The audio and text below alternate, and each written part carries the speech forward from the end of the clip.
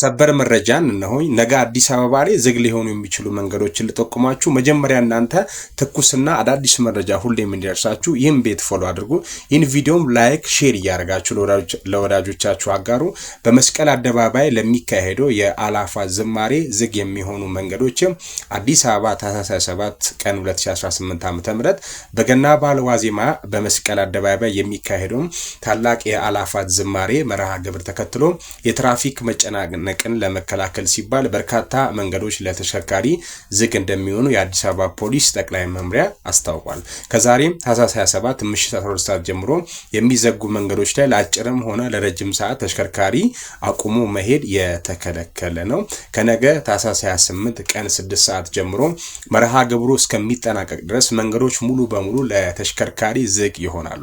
የአዲስ አበባ ፖሊስ ባወጣው መግለጫ መሰረት የሚከተሉ መንገዶች ዝግ ይሆናሉ።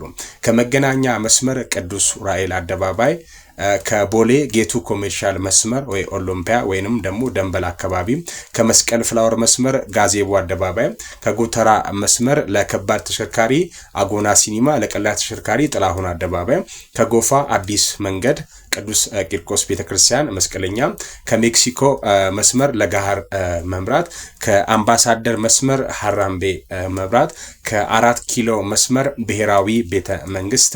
የጥቆማ ስልክ መስመሮች ማንኛውም የጸጥታ ስጋት ወይንም ችግር ካጋጠሙት ህብረተሰቡ በሚከተሉት ስልኮች እንዲያሳውቅ ይጠየቃል። በነፃ መስመር 987 991 እና ወይም 816፣ በመደበኛ ስልክ 011 126 43 59 ወይንም 011 552 6302 በመተግበሪያ የኢትዮጵያ ፌደራል ፖሊስ መተግበሪያ ላይ መሞከር ይችላሉ። ይህ መረጃ ኢኤፍፒ ያወጣው ነው። አመሰግናለሁ።